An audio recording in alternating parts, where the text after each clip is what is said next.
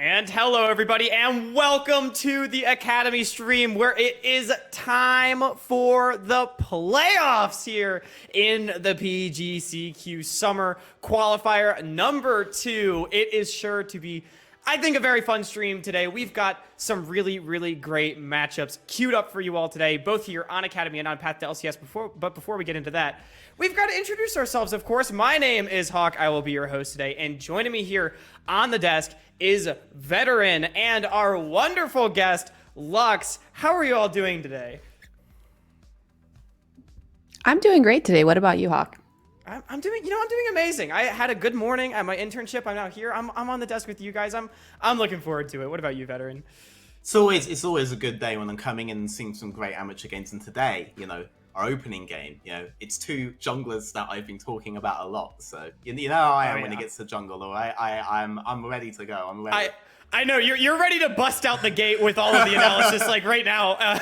We'll get there. I promise. Hold our horses. Deep breath. We're all excited, right? But before, we get into all that, we, of course, do want to introduce the PGCQ tournament as a whole for those of you that maybe have not been following it the entire year. So, Proving Ground Circuit Qualifiers are, of course, two tournaments that we have had here in summer where the teams do play to find their place in the main Proving Grounds tournament later on in the summer. So we started with 32 teams that competed in a Swiss Open qualifier, narrowed it down then to 16 teams that then played in a double elimination group stage in a best of 3 format. Now we are down to 8 teams with the top 2 from each group advancing, and that brings us to here in the quarterfinals, where we will have best of 3 single elimination moving forward to get to the semifinals, best of 3 to the finals, which will then be best of 5.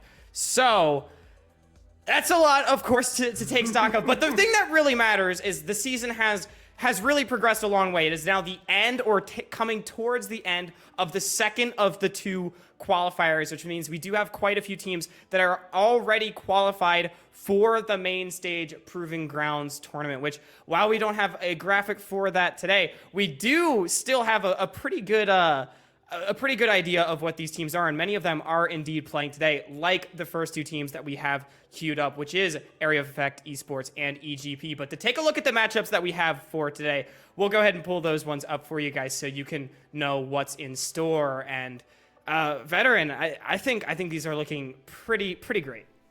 Actually, I love almost every single team I see here. Like, we have the continuation of the sketch storyline from Fear.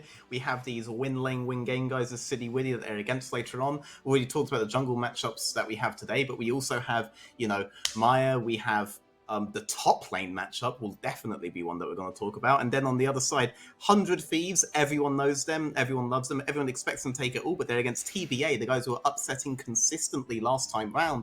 And then Maryville versus, the Geo Kingdom in the bot lane over at AoE Ginger Turmerix. Like, these are all insane matchups. Yeah. I'm really excited to see. Definitely. I mean, these are all teams, they actually, all 8 of them have qualified for the main stage of Proving Grounds, which is worth noting. So it, at this point, is really some of the top 8 teams that we have here in Amateur, just looking to square off for bragging rights and for seeding, which is very important moving forward. And be sure to check out those other games on the Path to LCS stream happening at the same time as these ones as well. You aren't going to want to miss those. But before we get into the matchups that we have on this stream, we also should take a look at what transpired in that group stage that just took place over the last 2.5 weeks. With Group A and B, of course, the 2 teams escaping were AoE Esports and Team Pending. Meanwhile, 100 Thieves Next and Taco Gaming got out of Group B. Now, there were, unfortunately, some situations where teams did have to drop out of the tournament. However, I still think it was a pretty good group stage with lots of teams being very competitive. Team Pending, in particular, making their presence felt all the way till the end, trying to make a case for themselves in that final PG tournament. And then as we look at Group C and D as well, we've got where the road that the other 2 teams maybe came from, including our previous runner-up, Cincinnati Fear, coming out in the first seed in Group C. So, I mean, now that we've seen a little bit of where the teams came from, Lux, I know you're a little newer to the scene, right? So we're giving you your first exposure to Proving Grounds here. What are we making of sort of where these teams have come from and and what they're looking to play for today. I don't know. I'm really excited to watch these matches. They seem really competitive, and from what I can tell, the EG and AoE game is going to be really exciting. I hope we can see some spicy fighting and not farming until 60 minutes. Although that's always good too, I guess. But I can assure you, with these teams that we have playing, that we will not have the farming till 60 minutes. I'm excited. Yeah, I can't wait to see that. It seems like the matchups are going to be really competitive in this particular EG and AoE. So I'm excited for both, but this one especially. Yeah, for sure. And we should bring up the playoff bracket as well, because the two matches that we have today, the winners of them will be the teams that play each other. So the winner of the first match today will play the winner of the second one, and same thing on path to LCS. So we'll have a good idea of what these teams are really playing for as we get into the second matches of the day. But enough talk about the greater tournament. I'm almost gonna let you off your leash, veteran. We can almost talk about junglers, because the matchups for today are, of course, the first one here on the Academy stream. Area of Effect Esports up against Evil Geniuses Prodigies. You can see the rosters coming up on your screen. Okay, 3, 2, 1, go, veteran. Tell me everything you want. All right, well, look at these two guys. So what's brilliant is that they both had storylines coming into the last series that they played, right? We went over with Winnie. I was actually able to cast both of these two last series as well. At least I was on the desk for them.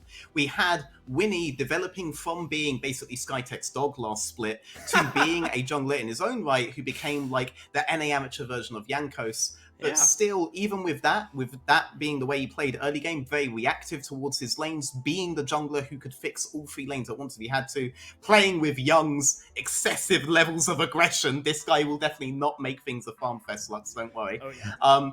You still had this thing in mid-late game where he played around Zamudo non-stop, right? It was always playing around top side. They pivoted their whole map to it. But then, in their last series, as we were saying that, he started being a jungler who in his own right played around every neutral objective. Sure, he played through lanes first, but he played to contest every single objective, which will definitely be critical for here, because yesterday, when we brought up EGP, we figured the big differentiating factor with them would be their team fights. They contested every objective as well. They team fought around all of them. So now that we're going to see a team from AoE that's going to match that and not just try to play every top, try to get these groupings off, try to get these fights off, it makes a much more explosive conflict.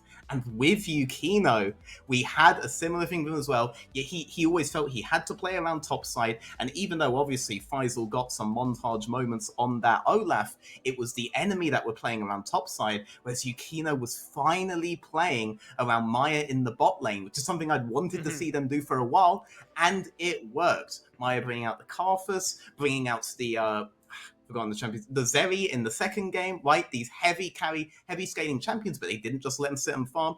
They played heavy around it, and then you saw the team fighting with Maya having gotten fed early on thanks to this new change. I'm so excited to see if they keep that up, because two teams that were previously defined by their top lanes are now going to be these 5-on-5 onslaughts against each other. Yeah, and you bring up such a lot of really good points there. So let's sort of dive into a few of these. And I think the biggest one, right, is that these teams both have a lot of flexibility afforded them by their junglers, right? Because Winnie, very willing to play through his lanes, and it seems like Yukino has been really similar. And both these teams not really shy about what side of the map that they play for, because it seems like they're both maybe pretty confident in all their players' individual abilities. So let's now draw a spotlight on that bottom lane where Mia, as you said, got played around really for the first time, it feels like, this entire split even. She's been so consistently a carry from the weak side, but now getting those resources, but up against Lynx, a player, or Lynx and Skytech, I should say, but Lynx in particular, a player that has been very partial to some of these lane bully champions. A Kalista, a champion that he has picked every single time it's available. Full stop. He has picked Kalista every single time he can get it. So, and as you were saying, veteran, Mia going a little bit more towards those scaling team fighters. We mentioned the Karthus, something a little bit more abstract, lending to her big champion, perhaps. You said that Zeri as well. So, Lux, I'm curious, you're the bottom lane expert here on the desk. How could this potentially play in where you have one team that really wants to play these more aggressive lane bullies, one team that wants to play more scaling? How does that just sort of influence the game? Yeah, I mean, if they're gonna pick something like Kalista on AoE, that's definitely gonna be really hard for something like Karthus or Zeri, something late game scaling to survive the laning phase. It does depend on the support matchup as well, but It could be a problem if they don't get some jungle help, especially if the junglers are going more towards the top side, which, like you guys said, they've liked to play around the top side these few past matches. But we're gonna have to see. Maybe they'll surprise us and pick something that might be better in the earlier mid game. Could be. But I do like that Mia has been doing some weird bot lane matchups. I do like the unusual champions of the bot lane. I'm a fan of that. So I like to see it. Yeah, totally. And I like that you bring that up. Maybe we will see that different style to sort of fight for the lane, or we don't really know what to expect, though, because Mia has shown to be this flexible player, and that could influence things a lot. But, there's definitely a lot to look at on this bottom side, but I think where the real fireworks maybe lay in this matchup, at least in the early game, a lot of it's going to come down to this top side matchup. Zamudo up against Faisal, two players that have, I think, really been having standout years in the top lane. Zamudo in particular, a player that has gained a lot of attention for his carry play on the top side, first on third party in the spring, coming over to Area of Effect in the summer, and really drawing a lot of eyes. But Faisal, a super, super reliable, consistent carry on the top side in his own right. So, Veteran, again, we were sort of talking about these teams can play to either side. So, are we expecting Evil Geniuses, Prodigies, and AoE to play towards this top side, or are we expecting them to play towards the bottom side, and how will maybe this influence the top matchup as well? I'm definitely interested in the lessons that they learn from scouting Faisal on the side of AoE. I'm really interested in whether they will watch those matchups and think the issue was that they didn't play around top side enough, or that the issue is that they played around top side at all. Because that was a bait that Shorter Race did when Olaf got the montage clip on top side. That was opted into by their opponents over at DK Crew.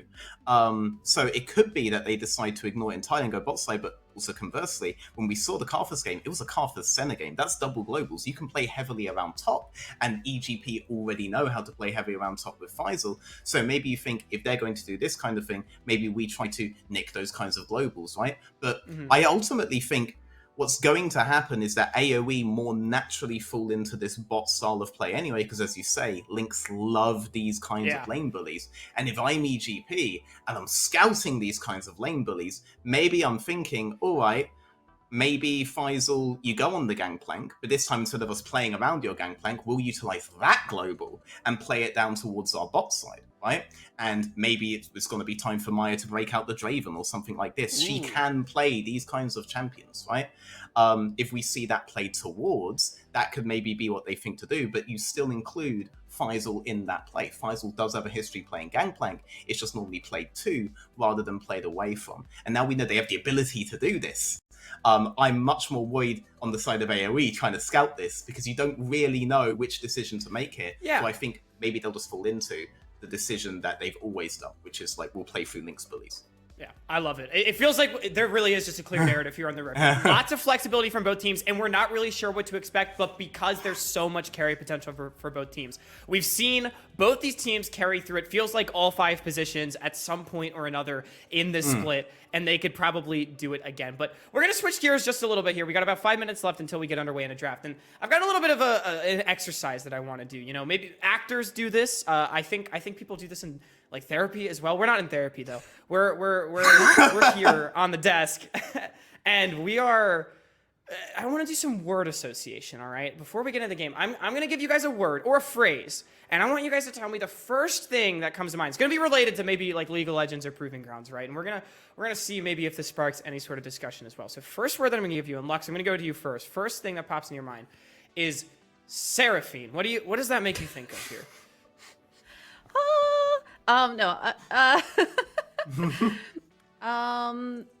Just any word? Any An word, item or any just word. anything? Yeah. First word you think of. The Yeah. first thing you think of, you're not gonna guess what this is.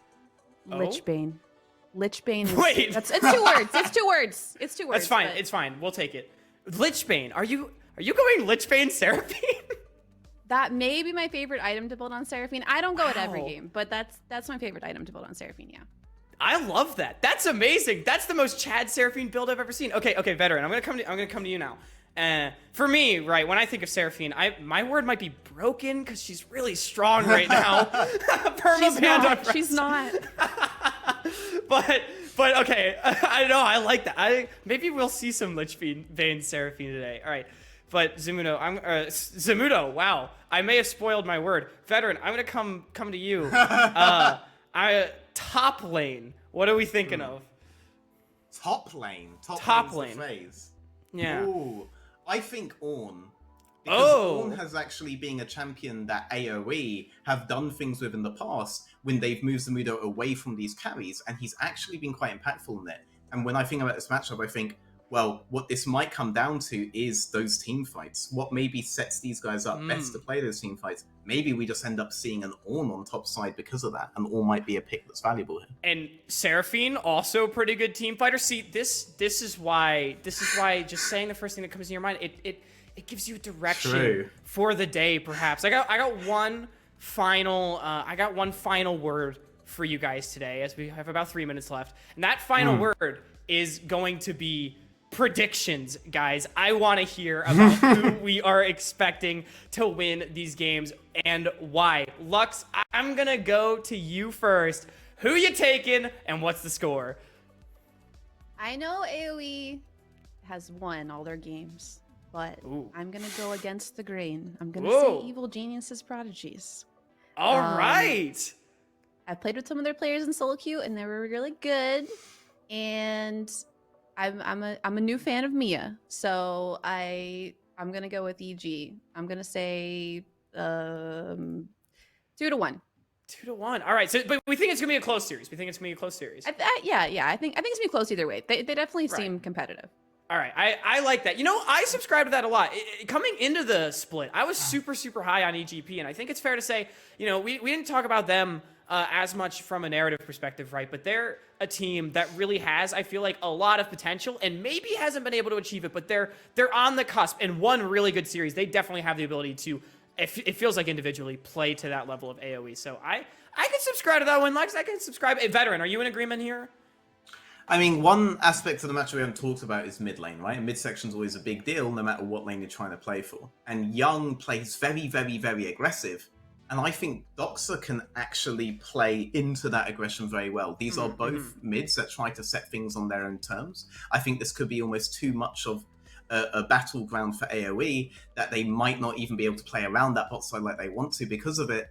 And so I think ultimately I'm gonna have to give the series to EG because I think yes, but 2-1 because in the event that Young's aggression just throws Doxa off kilter, they'll be able to take that game anyway. But what I worry is that if the game is at all even, EGP are the better team fighters, and that's what matters, especially when games get as scrappy as you're about to see, Lux. All right. You know what? I was not expecting both you guys to be in agreement on EGV here, but I am loving it. And I think that does speak to how close these teams are. You know, EGV, they may be coming in as a bit of a lower seed because of their performance so far, but they have such a high ceiling, and we're just waiting for that to be unleashed. However, with that being said, I'm gonna rain on the parade just a little bit. I'm taking AoE 2-0, and that's I know. I'm sorry. I'm sorry, guys. Maya is unlocked. Yeah, you know what? If Mia pops off this game, I will hold my L absolutely. And this is no slight against EGP. It is just that AoE is a team that throughout the entire year, it feels like they've had a certain style. And even though in the spring their roster had 4 out of 5 players that were different than they have right now, they still had that same style because there's one constant. It's Winnie in the jungle, and with the talent that they have in their solo lanes as well, I think they've looked cleaner than they ever have. They've looked better than they ever have. And like I said, EGP, they have been inconsistent. They're so good, but they have just not quite found, it feels like, that winning formula, that guaranteed winning formula. And if they find it, great. I will be happy to be proven wrong. But as it stands, I'm believing in AoE. So before we get into any final points. Going with that safe bet. Come on. I mean, I think what really matters here is that we can only name great players on these two lineups, and honestly, I can't think of a single player where I think this is the person who's going to lose them the game or something. That doesn't really exist here. They're all really aggressive, they're all very talented, and the series could go either way, but it's going to go EGP's way, so... I love it. I love it. And I think that is the most important thing. 10 really prolific players are hitting the Rift right now. We'll see if our word association manifests some good team fights for you guys. But Smacks and Grapes, take it away for game number 1. Thank you very much, Hawk. We are here once again on the caster desk, Grapes and Smacks, to get you through the action of the quarterfinals. Look, a little bit of a different setup for me, but we are just ready to get into this, Max. Very excited for this. Oh, Grapes, you didn't account for the camera mirroring. Look at that, your logo's backwards. No way. Oh my. Production, if you could get the flip going on here. Can we flip this? Oh yeah, the AOE I one believe in looks us. pretty. I think AOE is like pretty similarly like kind of symmetrical, but EG it's like GE. There we go. Not genius is evil Perfect. anymore. Got some fun games Beautiful. on the line for you guys today. This is the first one. These are two teams that I think a lot of people were expecting to be pretty high up in the standings, Max, but here they are. One of them's going to get eliminated here in top 8. Yeah, we've got all of our teams locked that are going to be the 10 representatives of Amateur going to Proving Grounds, but today, Monday, and Tuesday next week are all going to decide what order they place in and whether or not they actually do get into the top 6, where you have to avoid the play-in stage, which, historically speaking, Grapes, has not been so favorable for amateur teams. It's been sort of a graveyard for us down there, so you really want to avoid that stage of the tournament. It was one total game that was won by Maryville University. And the only reason they were down there in the first place was because they had some weird things with their roster where they only got points for one of the 2 tournaments and probably deserved to be a little bit higher up. But regardless, don't necessarily want to be in there. That do or die best of 3. And just being up and having a little bit of extra breathing room, always a really good thing for these amateur teams. Oh, yeah. I am looking forward to seeing which one of our teams actually does make it through to that top 6. And, you know, maybe, hopium, we can actually get some games off of the academy teams over there in the play-ins as well. But before we even get to that, we do have to see what order the teams are going to be in, like we said. And this first game here, while it doesn't matter so much for AoE as they've already locked in the top 6, Evil Genius's Prodigies actually still just barely on the outskirts of being locked in. However, if they win today, then they are locked. So everything that they could possibly want is just behind one Nexus that they need to explode, or I guess 2, because it's about Like 2, yeah. Shout out Alk Battery for and Rooted for all the math that they ended up doing to help us get to this point. But I think what the numbers were is there's about 83% of the scenarios remaining where Evil Genius and Prodigies do lock themselves into the top 6, but all the ones where they don't starts with a loss here against AoE. So they definitely want to get that win. Definitely want to make sure that they're in a good spot, because this is a team that has really high expectations, has talent all the way through, 3 really strong lanes that can carry regardless of the situation. So I think that for this team, being placed down in that bottom 4 would be a rather, disheartening way to end this season. Yep. A lot of stakes here for the players on Evil Genius's Prodigies today. You can tell that this is a team that matters a lot for the ecosystem just all around, specifically based off of Danny being in LCS right now. He just last year was playing on Evil Genius's Prodigies in tournaments like this. So Evil Genius's Prodigies, a lot of eyes on this team and a lot of people, a lot of fans hoping that they come ready to perform. However, their performance in the group stage leave them 2nd seed out of Group D, which means they do get to play against a 1st seed in their first round of the playoffs, and that team is AOE Esports. This team has been undefeated in the entire circuit of this 2nd tournament, where they went 5-0 in the OQ, and they did not drop a single game in their group qualifying for that 1st seed. And I mean, you were talking about players that got promoted from LCS from amateur. AoE is also one of them. They got Soul, Anime Girl. I don't know exactly what we want to call him right here, but he's another one of these players that has made it all the way up there. And we were talking about the top lane a little bit and how AoE has been pretty good at developing those prospects so far. They had Faisal last year. They have, of course, Soul in the last split, and now Zamudo coming in to match up against Faisal. This is the matchup that the desk was talking about, and it's something that we're going to continue to highlight as we head into draft.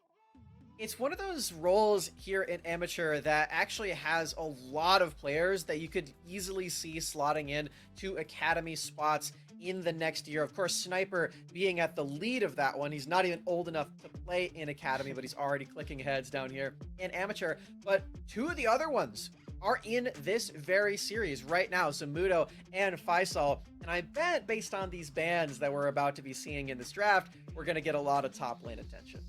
I think, yeah. So far, there's been 2 champions, one for each of these top laners that There's has one. been perma pick banned. The first is the Olaf for Faisal, has been something that I think a lot of people have been hoping to see banned, especially after Faisal just absolutely disrespected the entirety of DK crew with that pick yesterday in their series to get into the quarterfinals. And the other one is Gangplank. Zamudo has either picked or banned Gangplank in every single game that they have played so far in this tournament.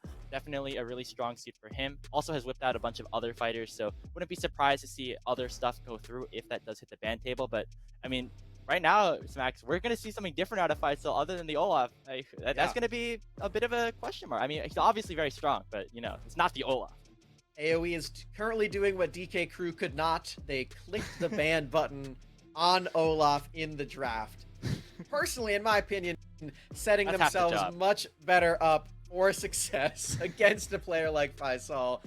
No shade to DK crew, but I mean, they played against EGP 4 times. They didn't ban Olaf any of those 4 times, and they lost all 4 games. I think it was with actually 5 Faisal times. completely styling on them. Because Oh, 5. they played him in the open qualifier as well. Also had Faisal pick Olaf, also lost. So it was That's so funny. a bit of a pattern that started to happen. Unfortunately, DK crew weren't necessarily able to figure that one out just yet, but it looks like AoE kind of were taking some notes and realized this may be a good champion to take off the table. Yeah. Speaking of champion pools being pinched here, for EGP, they're actually going pretty heavily on the bottom lane right now, taking away the Zeri and the Seraphine, 2 champions that Mia actually is very comfortable playing. We actually got to see her play the Zeri yesterday and the Seraphine earlier on in the group stage as well. The other champion that she's been playing recently has been the Arthas, but they would almost certainly require having a Senna on your team to go for that, so that you do have some more ranged marksmen on your team, unless we get something like a Kindred from Yukino or the Doxa Lucian special.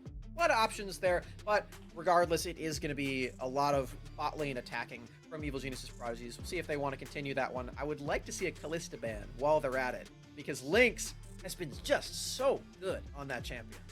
That was one of the main things we were talking about before we got in. I think out of the 9 games that AoE have played so far, 6 of them have been on Callista, and as we said before, all of them have been wins. But another pick that has been good for AoE is this Gragas here for Winnie. So gonna leave the Callista, gonna leave that Gangplank still available, so lots of different options for AoE to take. But instead, it looks like they're gonna opt towards the support role, letting Skytech get on something that he's pretty comfortable on. Renata Glask is the chief pair with the Callista, so you can already tell where AoE is headed with a draft like this, with a first pick like this. I'm a little bit disappointed here because it's not the Vi pick for Skytech, and yes, you heard me right, that is a Vi support champion that he likes playing. Doesn't even need Senna for it, he's just so good with all that crowd control. But they're going for the Renata Glask instead. This is likely going to be a Callista setup. However, they are going to have to play against a lot of these slows now that we have a new emerging bottom lane pair that we've been seeing all around the world recently, the Ashe support and the Misfortune AD. Yeah, if you were watching Proving Grounds yesterday, you definitely have seen this come up multiple times, specifically in that CLG Faith versus Area of Effect Ginger Turmeric series was a really key deciding factor in that one. And it does a whole lot in terms of like poking everybody out, having a whole lot of range, a combo that we've seen through and through throughout the years and just recently popping up once again. But those are the 2 champions we were talking about for AoE Smacks. They kind of got what they wanted despite the bans coming through. They absolutely did. This is very telegraphed from AoE. This is a whole lot of comfort for them, and this is a composition that they're already starting to put together that they've gotten wins on. And they haven't lost on. Again, they're undefeated in this stretch of the tournament. So, very exciting stuff for AoE. Liking the comfort picks for them. Still, for Evil Genius's Prodigies, anything but standard. They're throwing in a whole lot of new picks. The Poppy, I really like. It's been hugely successful in the jungle role recently all around the world again, but specifically because it has a lot of targets, specifically in the AD role, but a lot of the champions that are really strong in the meta, like Gnar as well, completely get counteracted by the Poppy W. You get to block out all of the movement spells. Callista especially is very, very sad to get grounded down to her feet and can't hop around. Yeah, I mean, the other 2 champions don't have a whole lot of mobility, but if you are Evil Genius's Prodigies, that Callista is probably enough for you to just say, hey, I want this Poppy pickup here for you. You know, he's looked very good on it, and in terms of, you know, setting things up for his team, getting really early ganks in and getting them to the leads. But when it comes to EGP and how they've been playing this split, the reason that they're down here is that not because of the early game that Yukino has been able to provide, but maybe some of the, you know, communication and team coordination efforts that happen a bit later on. So that's what we want to keep our eyes on, especially with all the team fighting tools that both these teams have already set up for themselves. A lot of those team fighting tools, a lot of pick potential also. So excited to see the direction of where they want to take that on either side. For Evil Genius's Prodigies, they have already locked in their jungler, so they are going to have to lock in a solo laner right now. They can just pick a counter matchup to the Gangplank, but the Gnar's been already taken off the board, so there's nothing like incredibly safe. And as far as Faisal is concerned, he's only played the Olaf and the Gangplank in the group stage so far, so he has to go further into the well, and it will be the Shyvana. I really like this champion and how inventive it has been in the top lane, specifically into Gangplank, because yes, it's pretty durable. It deals some nice damage later on. It's really tanky, but the biggest thing is that you have your Q, the Dragon Clap. I don't remember what it's called, but the important thing is that it autos twice, and that means that you get to one-shot a Gangplank barrel, which is really cool. Twin Dragons is what our what production is telling us here. I'm gonna take his word for that. You know, Dragon we know a lot of the ability names, maybe not all the ones like this little auto attack reset. Maybe you don't need the name for that one. Maybe we'll bring it up a little bit later. But I really like this pickup. I think that Shyvana has been a pick that's been rising both in the jungle, as we saw, I think like Malice play last year a lot in the spring split, and now a lot of these LCS and other region top laners picking it up as well. Excited to see Faisal on a bit of a different champion. But the response from AoE, a lot more early game focus. You got the Volley Bear for Winnie to continue the early aggression, and Young on the Syndra, which is obviously a pick that we've seen a lot out of him.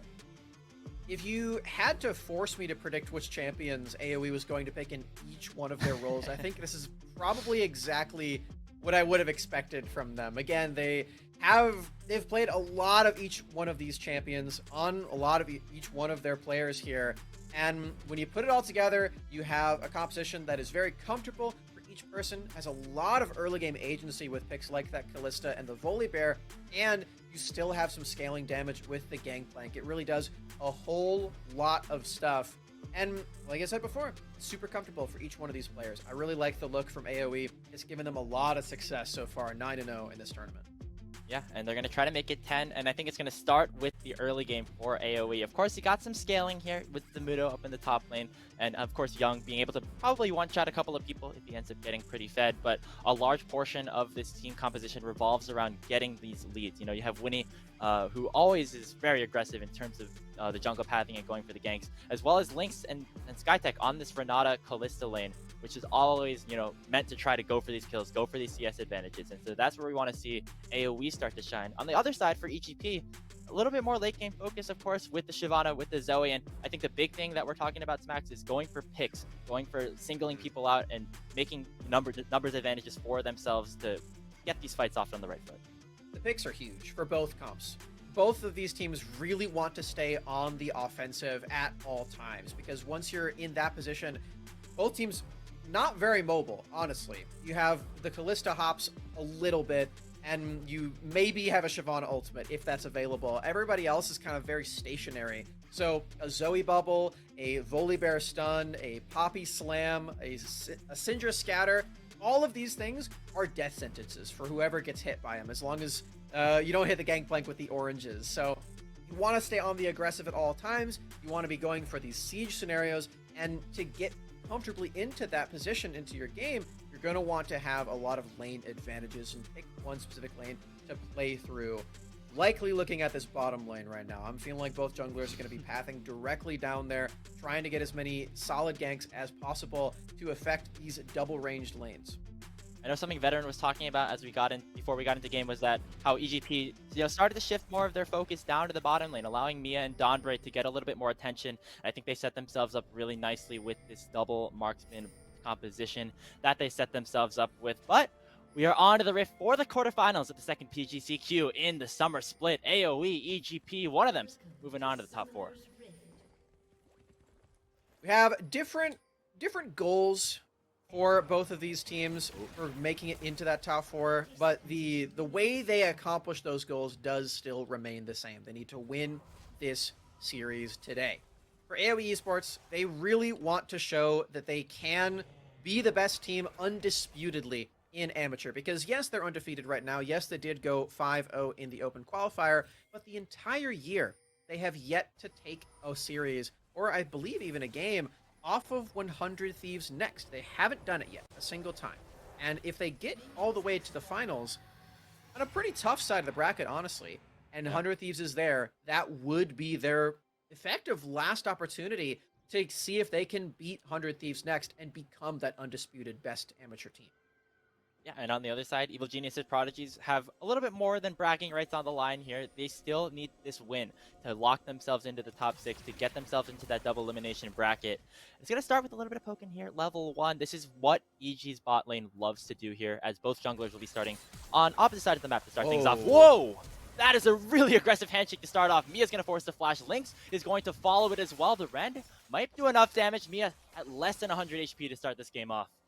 Let's flip it at level 1, everybody. Let's try to get all of that damage down as soon as possible, as early as possible, and make everyone super, super low so that when these ganks come through, they will be deadly. I want to take a look at what Yukino is doing to set this one up. He did Wolves first, and is now going into enemy Raptor camp with Doxa playing second fiddle here, trying to make sure he has cover so Syndra cannot get in. Really creative start here from the Poppy, and might do wonders to keeping Winnie sort of guessing as to where he actually is, because Winnie did do his entire top side here on Volibear. Okay, so it's Wolves to enemy Raptors to Friendly your own Raptors. I don't I don't know if I've ever seen this before. This is some mind-boggling technology that we're seeing out of Yukino. Of course, has had a lot of experience in Champs Queue, Solo Queue, and trying to figure out some of these pathings. So definitely knows a little bit more about what's best. Oh, where's he? Where are you going? What's going on? Buff camps are useless, Grapes. Is it Grop the only now? issue is that by taking those 3 camps in specific, you are still level 2. You do need to take some of the bigger camps to get level 3 if you want to do it in 3 camps. And now Winnie is going to spot him. Oh, wow. This could get dangerous. Was actually forced it back as well at level 1. So even though the wave is pushed in here for AoE, Winnie in a good position. Not going to get the smite. I believe he actually does secure it. And now Yukino has to be on the run. Still is level 2. Winnie does so much damage with that level advantage, and is going to force that flash away. So the creative pathing for Yukino doesn't necessarily pay off, as it's going to be a blue buff steal here for AoE.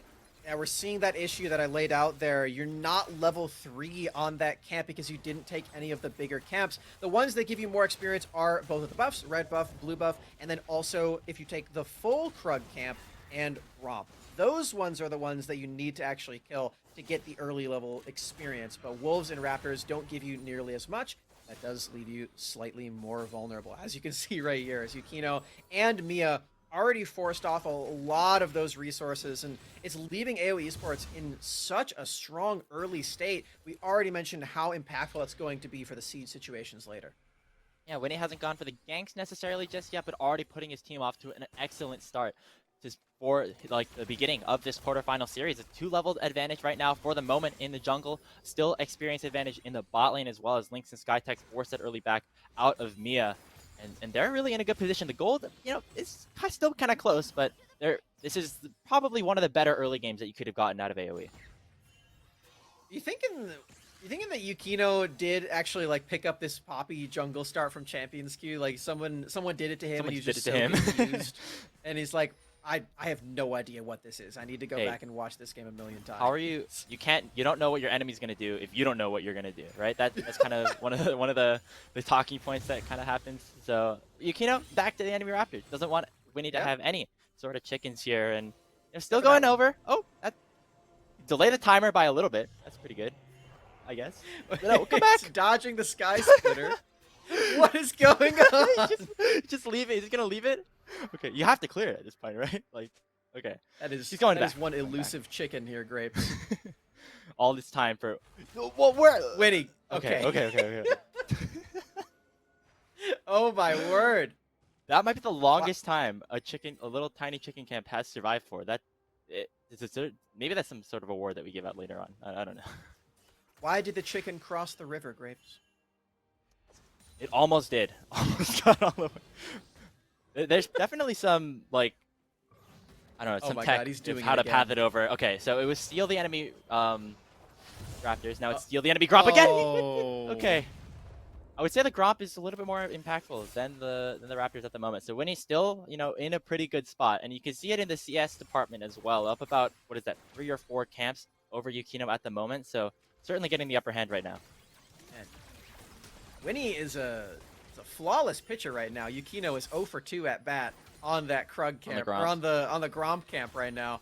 Hoping he's just getting it all out before it comes down to the Drakes, because if Winston is just going to completely murder him at every single stage with these smites, it's going to get pretty dangerous for Evil Genius's Prodigies. It's going to get really tricky for them to actually secure these objectives. Speaking of, not really starting up on that Drake quite yet. We saw in the patch notes that they are making it easier to kill the Hextech Drake earlier on because it deals an incredible amount of damage. However, we're not playing on that patch yet. It is still 12.12. So the Hextech Drake does do 1,000,000 damage, and I understand why you wouldn't want to kill it early. Yeah, you're going to need a little bit of help, as you can see right here. I don't think a level 4 Poppy really would be in a position to try and contest. We got Lynx and Winnie here. They're going to take this first Hextech Drake of the game. Going to give their team a little bit of an extra advantage, the more attack speed and the like, as they already have, put themselves in a really good spot. See what Yukino can do on the other side. Maybe he can take a Gromp when there's nobody there to smite it. Going for the enemy team's He's gonna get it. And I think he's got it. Zamudo's on the way. Ooh, okay, so it's not going to be Winnie that steals it this time. It's going to be Zamudo. Yukino with the Q. Does he secure it with the smite? Okay. There we go. First Gromp of the game for Yukino is actually on the other side of the map. Actually, could see a little bit of an extra play here. Zamudo went into the jungle to try to face check. Already popping the orange, but in comes the ulti from Faisal as well. The Flame Breath chunking Zamudo down to half HP, but doesn't look like EG want to continue the dive. Winnie is here trying to defend that blue buff, and he does have ultimate. This is where the experience is going to be a big factor, where you actually have an entire separate ability. Very similar to what happened at level 3 versus level 2, where Yukino just doesn't even have access to his W at all. Winston with ultimate is huge. Oh, Syndra's hacking. That's not cheating. fair. Yeah, that's not fair. It's a nice try. Just it was very, a good very effort. slightly early. It was If blind anybody too.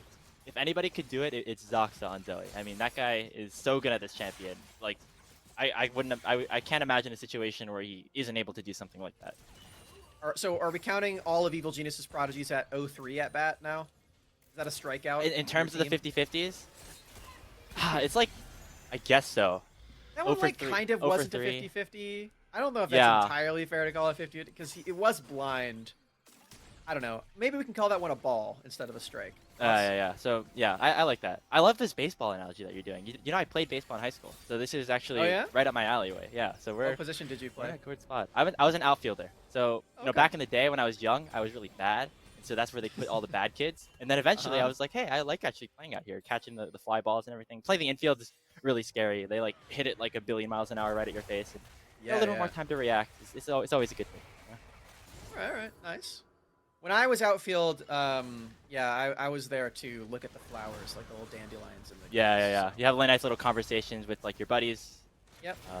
Faisal and Zamudo having a bit of a conversation themselves. Press the attack already popped. Faisal does a lot of damage here with only having these tank stats right now set up for him. Could go for a dive. The Emax does a lot of damage right now. Yes. Wow. That's some pain onto the gangplank. No, he's gonna go. He's gonna go for away. it. One more. Oh. Not quite enough range. Not as large as the Zoe. Yeah. So most of my baseball knowledge comes from my dad, but also Mario Sluggers. Super Sluggers. I love that Sluggers. game so. I was playing it recently, like again on my Wii because I was just like having all these good memories about that. It's a great game. We get back to our Mario talk a little bit later because Doxa could be fishing for a bit of a pick. Okay. Anyway, as I was saying, the best baseball game on the Wii is actually MLB Power Pros. It's like a Japanese game by like Konami. All the players are like these little cute guys that like hold the little bats. I don't know. I've played that game. A wide, There's like an a wide RPG reference element here. to it. Yeah, the RPG and everything. Okay, we should be talking about the game.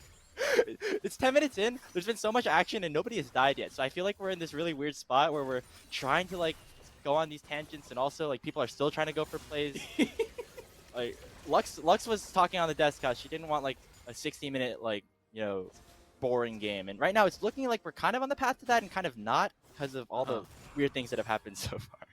I mean, if you've got us talking about baseball, you might think that it's boring, but yeah, you're absolutely right. There's been quite a few things to mention here, like all the jungle camp shenanigans. It's not every day you see a Volibear that is up 5 camps, but that's what we're getting right now, and he's It is still a Poppy. invading right now. He's still going. Poppy is the Volibear of Volibear matchups. In terms, I guess. Is that what we're going with right now? It's going to be another one. Okay, so he's 0 for 2 my right God. now. In comes the Sky Splitter. Oh, he's kiting it out. He does not have the smite. We'll get back to that in a little bit later because we're going to see a play down here in the bottom lane. Ooh. Handshake barely goes wide, and now Dombray's going to look for the re-engage. Enchanted Crystal Arrow connects. Lynx taking a whole chunk of damage to the Berserk, doing a whole lot though, and Lynx flashes forward and is going to secure first blood and gets the bailout again for the double kill. Mia finally gets the trade, but at what cost? AoE gets to 2 for 1. Now Yukino looking for that trade once again. Dodges away from the handshake and he could use that heroic charge forward to swing up with the Keeper's Verdict, but it is not enough. AoE win the fight. Not quite enough damage to get the Retribution kill, and Lynx finding a double kill on this signature Kalista. He's played it so often and so incredibly well in these lanes in coordination with Skytech. I can't believe he actually got this champion again, but Yeah. we can talk about draft in the next game. This is one of the reasons why I'm so surprised, but on top of it all, Skytech's ultimate just gave so much trouble in paradise to EG here. All of the auto attack damage from both of these marksmen is just so high. It's not every day you get to hit 2 marksmen at the same time, but this is just The one of those double buff, lanes where yeah. that actually works out. And I mean, Lynx had an incredible fight, don't get me wrong, but I think, yeah, going back to your point, Skytech played that insanely well, whether it was with the ultimate, with the bailout at the right time to get Lynx just enough time to finish off the second kill. Really, really nice stuff coming out here for AoE Esports, who now have the Rift Herald and are going to use it here in this mid lane to pick up even more gold for themselves. Nice chunk there, AoE Esports. Taking the first couple of objectives off of this Rift. They traded for a Drake. They're definitely going to be happy about extending that gold lead as of right now, though. Ooh, Paddlestar not quite spotting out Winnie and Skytech. Oh. But the Crystal Arrow will. Okay, the arrow landing only onto Winnie, not necessarily the best thing. Flash forward from Skytech once again, and in comes Winnie, doing so much damage onto Donbray. One more auto will do. The Cannon Barrage for good measure, giving Zamudo a little bit of extra gold. Oh, that was so unfortunate for Dombre. You could see with the way he was angling that. Wait, hold on one moment. Zamudo's super low. Faisal has to flash away. Here's Zamudo on the run. Faisal with another Flame Breath, nearly chunking him down, and it will burn him to the ground. Faisal with a solo kill in the top lane. Excellent, excellent solo kill. And again, this is a player who hasn't played a lot of champions in the group stage. This is his first Shyvana game that he's showing to us in this tournament so far, only on the Olaf and the Gangplank when it's banned. Both of those taken away, still showing some prowess here as Sleepy Trouble Bubble. This is the bubble landing. Winnie in the area, not getting that final chunk of damage. But, you know, despite that kill going over to Faisal Smack, it is a pretty significant advantage that AoE have generated for themselves. About 2,500 gold, you know, even in Dragons at the moment as well. And if you take a look at where the gold stands, also in really good spots, specifically Lynx down on this Calista. I wonder if it's possible for us to go back and look at the Donbray arrow death that he had, because it was so unfortunate what happened to him there. You could tell that he was trying to find a play with Doxa. He was throwing out the arrow onto the Syndra, and then Volibear caught it in the brush, and then there were two people in the brush. He's like, oh, he probably wasn't even looking at that part of his screen. He was probably looking at the Syndra, so it's really unlucky. Just, like, good positioning. Realized he couldn't move. Like, what's going on? Taking a lot of damage there. This is really aggressive stuff coming out from Faisal, by the way. I mean, you could just ult on cooldown, force Zamudo out of lane, and actually creating some good advantages for himself, especially with Yukino now in the area. Zamudo trying to run away, but in comes Doxa as well. The portal jump forward will secure the kill as Yukino picks it up. EG just fully shifting their ideas in this game and playing directly for this top there we side. go. There's That's the play that arrow. we wanted. Bullet time coming out. Young, not taking too much damage. We'll have to flash away. Nice job from Skytech to keep the shield on top of him. But that's kind of the beginning of what we're going to start to see out of this MF Ashlane. Continued picks, continued attempts to go for one singular kill. Unfortunately, not yielding that one just yet. Young is, Okay, this is run. Young is trying to. Why did the blue buff cross the river? That's the real question right here. To get away from the Syndra that was trying to murder it here, Grapes. Come on, Young. It's Young almost was like they have playing rough. allegiances. The chicken, they, like, you know, these are supposed neutral camps, but I feel like they're kind of playing towards the other side. They don't want to get counter jungle. It feels like they want to, you know, go down to their supposed success like Gromp does. partners here. The Gromp maybe a little bit of a traitor, but Oh, they're finally okay. gonna get the blue buff. Here we Winnie. go. Okay, I say this overall win Young- for EGP though, right? They don't Yeah. get into They Young. still got. It's just we're learning that Young is not a friend of the jungle camps, but Winnie is. Winnie has a good relationship with all the camps, and so they love him. They want to be friends with the Bully Bear player. The bear is one with the wild. Yeah, it's You like got Winnie the chickens, Pooh. bears. It's a Have you seen the Winnie the Pooh movie, like the Christopher Robin movie with Ewan McGregor? I have seen that. It was one so of my wholesome. favorite. It is so cute. Like the little Yeah. like Winnie little bear just like kind of walking around all teddy bear like. Mia flashing away here. SkyTech throwing out the ulti. EG bot lane is on a pretty weird side of the map right now, and Winnie and Young are Yeah. going to chase down the bottom laner. The MF goes down. Handshake landing onto Donbray as well. I don't think this Ashe is long for the world. Lynx picking up another couple of kills for AoE. And Mia just, you saw that she went fully into panic mode, trying to run away from everything that was being thrown at her. Going, again, completely in the wrong direction, kind of like the Raptor that we saw earlier, just trying to cross the river. That is Whoa. a fast That Shyvana. was really that was an aggressive play. Faisal, go for the teleport. You get in time, Yukino. Okay, lands in with the heroic charge. There comes the flame breath. Faisal doing incredibly well on this newfound champion. And bonked all around Silly with this Shyvana, even trying to teleport away, but no such Just ran luck. him down. That's crazy. Yeah, I know. The ghost and the teleport movement speed, like everything there, that is so scary. That's like a Jurassic Park thing. Like Shyvana just running directly at you. It's wild. Like a sea kraken monster after the pirate. And, like you gotta try to run away. Didn't end up working for Zamudo, as it probably didn't work out well for many of the pirates out there in the world. But another advantage here for Faisal and the rest of EGP. They're going to pick up that second dragon. You know, the Shyvana not necessarily in the jungle, but still picks up a lot of the resistances and extra advantages from getting these drakes. So always good for EGP to try to pick them up to get an angle back to this game. Yeah, it's so interesting the way the Evil Genius's Prodigies is trying to find their angles to come back, because they, unlike a lot of other teams that would try to react to a lot of things, they are actually going for these trades and completely shifting the way that they want to move around. A lot of that is because of these arrows. Oh, it connects. Okay, Dox has a pretty weird angle to get in with that paddle star. Gonna land the sleep though, and in comes Yukino. The sleep into the stun all the way back. Bought just enough time for the turret to catch him. Young going for the aggressive play, and comes the rest of AoE. Winnie forcing the stopwatch out of Dox. Keeper's Verdict doing a great job to keep the Zoe alive, and SkyTech can't do anything in a 1v3. He has to run for the hills. And nice bonk there from Yukino, keeping Winston off of his mid laner. And Doxa again and again and again showing us the Zoe prowess that we've seen all throughout his career. Look at this, 22-9 as he's trying to fight for that 23rd victory today. You know, funny enough, Grapes, some of those victories were against Evil Genius's Academy in the last Proving Grounds that we got to see. One of the only players to take a game or even a series off of academy teams, and AG thought, hey, this Dox the guy that kind of beat up our academy team, he's pretty good. Maybe we should sign him. Maybe try to develop him a little bit more. And that's kind of what's cool about having these LCS affiliates here in the amateur space. You get a lot of opportunities. You know, this movement between amateur and academy, always a really fun thing to see. And we'll see if Doxa, along with a lot of the other players here in this game, Max, can do a lot of the same. Speaking of other players in this game, we have another amateur celebrity in this game, the king of amateur himself, Winnie, not the Pooh that we were talking about earlier, but Winnie Winston. He's playing he was the bear. On AoE Immortals in the last Proving Grounds, and he was also on a team that took down an academy squad in the TSM Academy series. Yes. We had a couple of them here. I just realized that Winnie the Pooh is playing. Is that the reference that you were making? I was just really excited to talk about Christopher Robin, if we're being honest. Okay.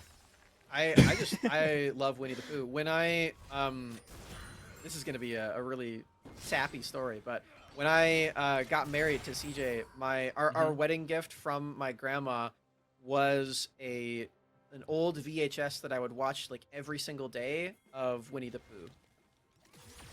That is so cute. Very, very cute. I do You not have a VHS still turn it on player. every once in a while? Oh, okay. No, I don't have a VHS player for it, so it's just a relic. But a bit hard to come by these days. It is very sentimental, and thank you. Even Hyper thinks it's cute. Yeah. Yeah, when you got production talking about how wholesome something is, that's when you really know, right? Mm. Yeah. I still have that somewhere. It's probably in our bedroom somewhere. But yeah, I love Winnie the Pooh. I don't know what this. I love how we can kind of just communicate. Hyper, of course, like he was a caster, you know, a year ago or so, and so has all these like fun little points he wants to bring up. Can always just kind of throw them in on the side, help us out a little bit with some of these. Support for Winnie the Pooh. I love that. We have a turret take in the bottom lane for Evil Genius Prodigies. They've been able to scoop up a couple of these. Mid lane one happened while the play was happening into top lane, where you got to see Yukino boop the bear away and save Doxa. I also just realized that Winnie is playing the bear champion. So yeah, that's what I was saying. He's playing the bear champion. It's like, it's a double synergy. Wow. It definitely fits his playstyle as well, right? Like the early game, getting the ganks off. Not necessarily doing it in terms of killing people, but you know, going for plays like this where you just force so much pressure out of EGP. Like, doing a really good job here on, I guess, his name's question mark. Namesake champion, can we say that? Udyr, maybe one of them as well. I remember it's a little bit weird. I remember that when Winnie said that he changed his name so that he could match with the rest of his team and be like 6 characters or less. So, yeah, runs 5 really, or 6. Yeah, I don't really get why it's like that big of a deal with the synergy. I never understood it, but I support Winnie in his endeavors. Nice engage. Oh man, yeah, nice engage coming out here. Yukino stuck between 2 members, gonna force the flash away. Zamuda with a really nice cannon barrage to force EGP away. This next Infernal Dragon spawning about 15 seconds, and AoE Esports have control around the pit. This is huge for AoE. A lot of key abilities already popped from Evil Genius' Prodigies, but a lot of them still in the tank, including the Shyvana ultimate. You have to watch where Faisal is able to go, because he is an unkillable demon right now. You gotta watch the poke out of EGP. This is what their composition was set up for, to get into fights like this. The Paddle Star just going wide. In comes the hostile takeover. It'll lock up just 2. The Dragon is tanked pretty low. Zamudo doing a decent chunk of damage. In comes the bullet time, the Flame Breath. So much damage coming out from EGP. Yukina's going to dash forward, try to take down Zamudo. The bailout will not save the life of the Pirate, and in comes Doxa on the other side of the map. Here comes the Paddle Star, doing a lot of damage as well, and Faisal still continuing the chase. In stunned is Lynx. Doxa will finish the job onto him. Another arrow lands. That's the cooldown out of the Ashe support. No and way. EG is wiping the fight. Another bubble lands, and down goes Young as Doxa picks it up. 4 for 0 for Evil Genius' Prodigies. They're cleaning up the pieces left and right. Faisal cannot be stopped even a little bit, Grapes, as he rampages through the entire team fight. All starting with Yukino bumping the jungler outside of the pit to try to deny the smite. Can't quite do it, but they can just clean everyone up. And this is going to be a Baron as well. Beautiful, beautiful stuff. This is where, you know, the composition really takes hold. You know, with a really great Keeper's Verdict to get Winnie out of the fight to begin with. And as you see here in the replay, the poke coming out from this Evil Genius squad was just too good. They still get the commit onto the Drake because they have all of the Ren stacks they could possibly want on that. So I like that a lot from Lynx. But you can see in the aftermath of that, the AoE are still considering like, hey, can we actually fight this? Can we deal enough damage? The answer is just no. Faisal is way too tanky. You can see they spent so much onto this dragon, still not even at half HP, and the chase tools are ridiculous. The arrow, the bubble, the flame breath, every single thing thrown at AoE. 4 kills in a row. See if Evil Geniuses can use that bump in gold and try to get back into this game, because they're still at a deficit.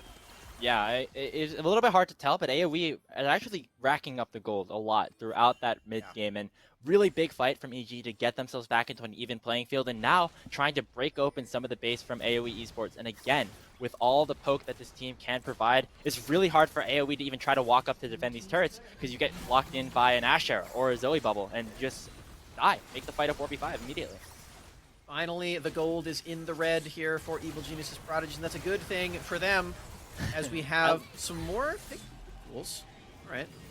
A couple things were thrown out there. Young, with a really nice scout of the week, actually still doing a lot of damage at this point. Despite just being 1-2-1, has been a really important player here for AoE Esports throughout the season, and specifically in this game as well.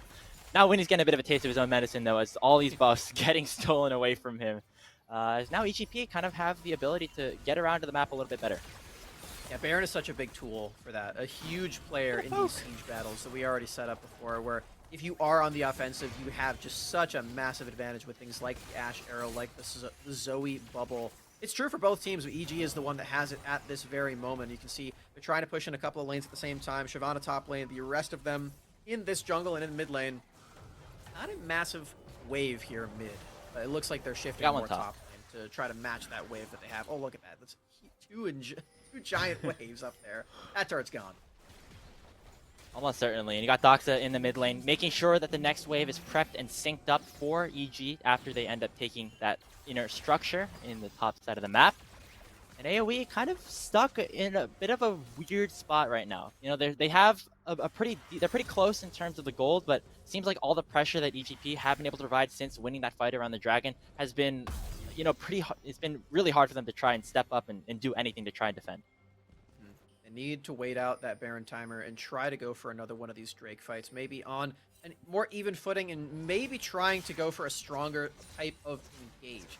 The issue there is that if you're engaging... Wait, hold on one second. Let's talk about the issue. Onto Winnie. In comes Faisal as well. It's a tank volley bear, but still getting bursted down pretty low by Evil Genius's Prodigies.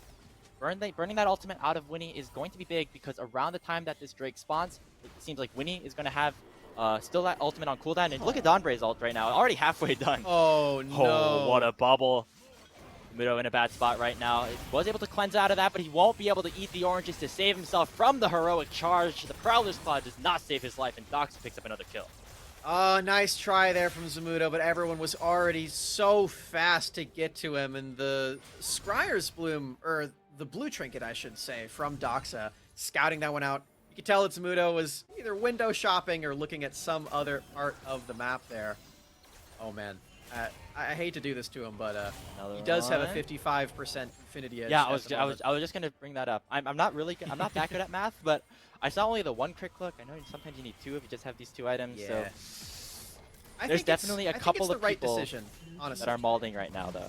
You know, I think it's the right decision because he had the gold to finish Infinity Edge, but he didn't have it to finish anything else, and you still do get 70 attack damage from that.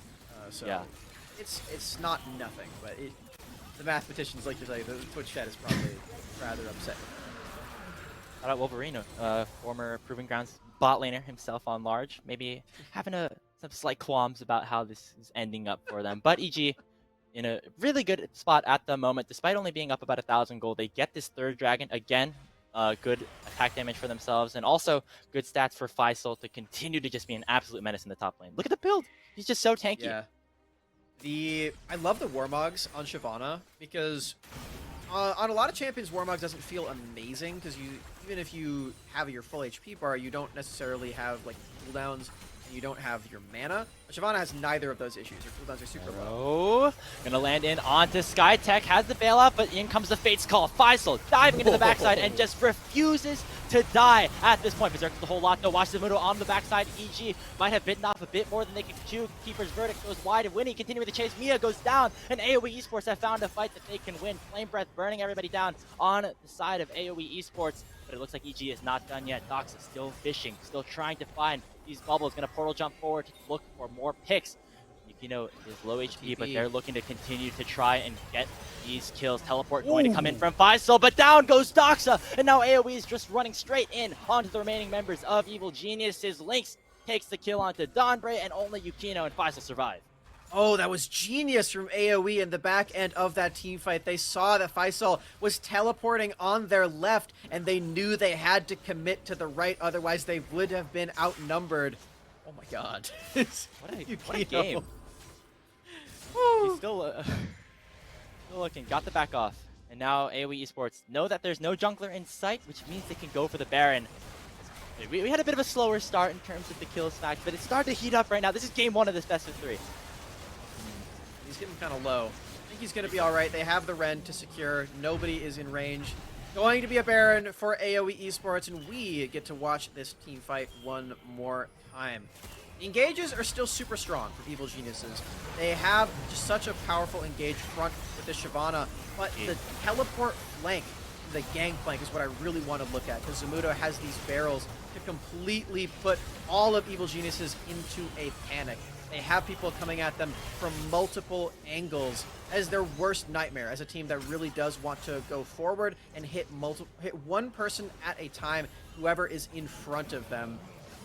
This skirmish is just super difficult to keep track of for all the members of Evil Geniuses, and that's where the big issue comes in. But then the second big issue is where the teleport comes, and then everyone just goes in the complete opposite direction. They just did not read the trajectory of that fight in the right way, and Faisal finds himself on the wrong end. Yeah, EGP pulled out the Uno reverse card, and then AoE pulled out the skip in response. So it's like they didn't actually get to use anything with that, and just decided to go the other way. Yeah, go back in and try to lock down everybody else on EGP. As we're going to see right here again, Mia and Donbray in a terrible spot. The Scatter of the Week and the barrels do so much, as the bot lane for EGP has already gone down. Baron buff still in the hands of AoE Esports, and they're looking to crack open the base. See it again, Baron is so impactful in these spots. You do so much work at taking down these turrets and forcing the opponents into defensive positions. That is exactly what both of these team comps do not want. Bubble. Could be a return. Oh, that's such a really great synergy, though, coming out from the Kalista, preventing the picks from going in onto Skytech. And EG aren't going to be able to find much in the return. It will just be that inhibitor tower going down in the mid lane. No big structures broken up just yet. No super minions marching down anywhere. Which is kind of representative of this game right now, Smax. We're on a knife's edge at this point. Yeah. Saving the inhibitor is a big deal for Evil Geniuses Prodigies, because they don't have to deal with the with the minions 1 for 3 crashing them down.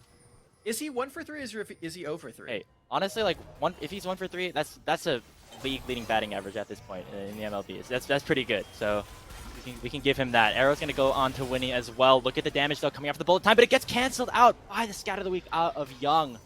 No teamfight tools available here for EG at the moment. Dragon spawning in about 30 seconds. It will be sold for the Prodigies if they pick it up. This is such an interesting exchange as Doxa Chiquino trades in his trying W. to funnel them in. Force Smite. Mia has to run, though. Winnie going aggressively as the poke from AoE is really going to do some work here. Faisal has the ultimate at the ready. Yukino blocking off the wave, so AoE have nowhere to go but into EGP as the paddle stars just continue to rain in, do so much work. It is another bubble lands in onto Lynx, will force the cleanse out, and now EGP in a position where they can look for the fight. Arrow's going to come out, barely missed out onto Winnie, and now it looks like EGP, they're going to have a really good shot at this soul. I think it's gone. So awkward for AoE. They're just fish in a barrel with everyone closing in on the sides. Like you called out, Yukino attacking the wave and Faisal playing on the upper side of that as well. Doxa, Mia, and Dombre were able just to take this firing range opportunity. Really clever way to set up a team fight, and AoE Esports just did not have the response. Now have to deal with the Infernal Soul for the rest of this game. They brought the gold lead back in their favor with that Baron, but it might not matter that much if they have to deal with all this burst damage. I mean, it was already hard to survive the poke coming after me, GP. Now, think of an Infernal Soul on top of that. You're going to have Infernal Soul Zoe Qs, Infernal Soul MFEs, and Infernal Soul Ashe Ws. It's just going to be so hard for AoE to get in a good spot before the fight even begins.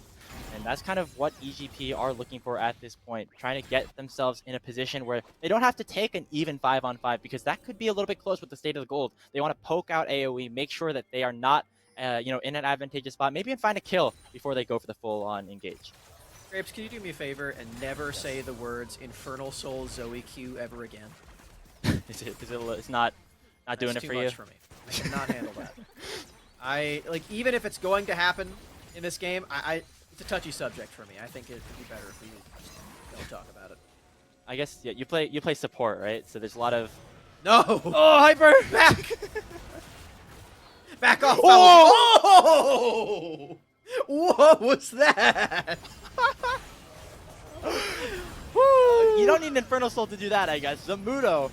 What the? He's 1-5. He was 1-5. What? Not anymore. He's got all his items now.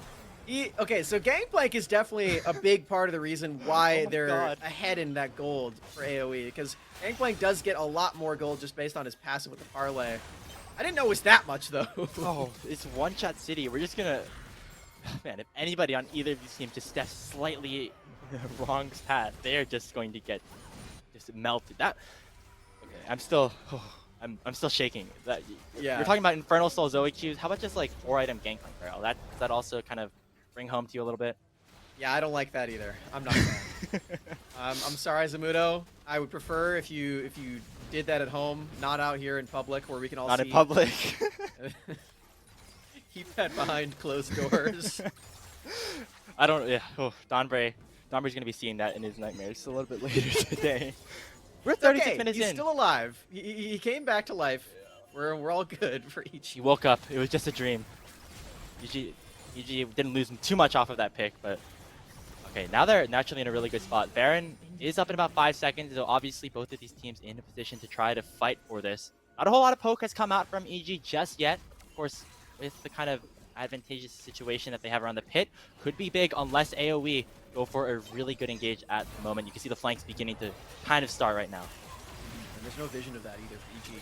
Just trying to commit to these couple of members. With a bullet time, Young going to flash forward, bursting Mia down to the ground, and already a 5v4 in AoE's favor, and watch Skytech in on the flank. Young will go down in response, and now EGP have to try to run away. Keeper's Verdict lands in onto one. Zamudo taking a whole chunk of damage as well. Faisal doesn't take as much damage from the barrels as you might imagine, as he will eventually go to the likes of the bailout. Winnie now on the wrong side of the map, and EGP are gonna come back and win this fight. Paddlestar goes wide. It looks like the rest of AoE have to go for the resets. Flash forced on top of winning, and all of Evil Geniuses turn their heads toward this Baron. Recalls galore from AoE Esports. They have no business staying in this pit. All of the sustain and all of the tankiness from Faisal, putting in just a million damage for both teams. That was crazy. We get to see Yukino. I love the way that he played this team fight, Yukino, because you get to see every single decision that he's going for. Mia tries to set this one up, tries to get as much damage as she possibly can onto the Syndra. She will go down, but look at Yukino. Flashing, slamming the Syndra into the wall, takes a ton of damage.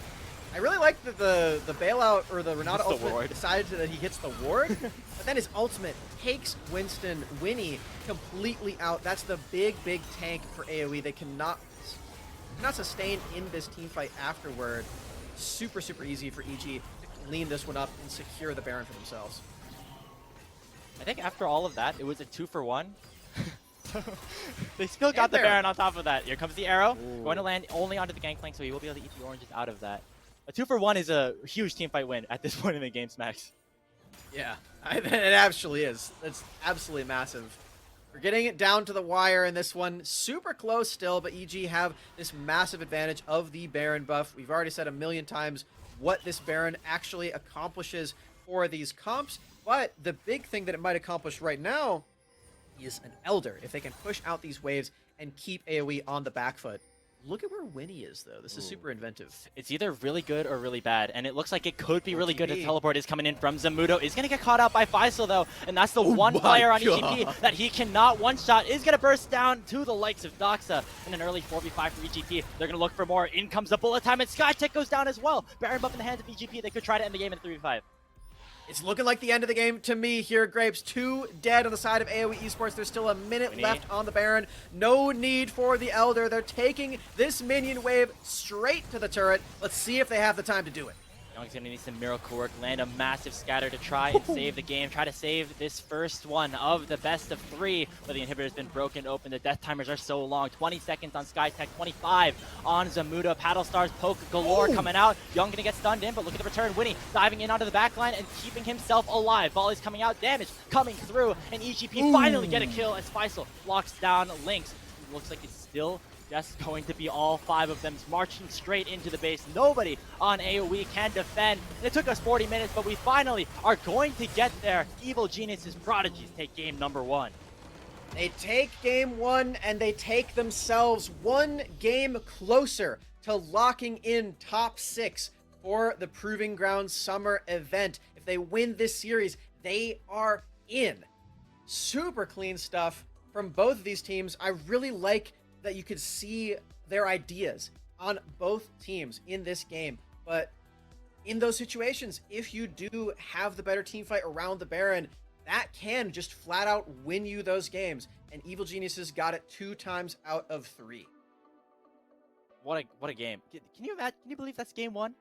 if we get 2 more of this, like I don't know. I'm in a hotel room right now. I hope the neighbors aren't necessarily getting waking up right now, because it's just like unimaginable how crazy that game was. Really, again, as you said, it was good gameplay from both the teams. They found really good angles. You can see all of their strategies coming into action. And again, it comes down to the top laners. Of course, Zamudo doing so much damage there throughout the game. But at the end of the day, Faisal was the one to pick Zamudo off of the teleport flank to get them that victory. I think the Zamudo barrel onto Donbray was probably heard on all 4 like sides of you in the hotel. Like every single room around you was like, oh man, someone must have got hit by a first Someone got hit by a right gateway. That's exactly what they're thinking, you know? Yeah, exactly. Yeah, like you said, the top laners did a great job. It just, the Shyvana is such an effective counterpick into this gangplank, and I think if EG are going to go back on that red side, you might want to save the gangplank until later, or try to go for a bigger counter pick or something that doesn't have such a huge deficit in this specific Shyvana matchup for Zamudo, because it did not look like an easy game for him by any stretch of the imagination. Yeah, I mean, that was basically the only, that gangplank barrel was the only real time that we saw a big play coming out from Zamudo. Despite the fact that he looked so strong the entire game, it really was Faisal who ended up getting the better hand at the end of the day. Even though Evil Genius's Prodigy struck out a couple of times at the start of the game, they finally were able to walk it off with a victory. But Hawk and the Desk are on deck. I know they have a lot of stuff to say. Take it away, guys.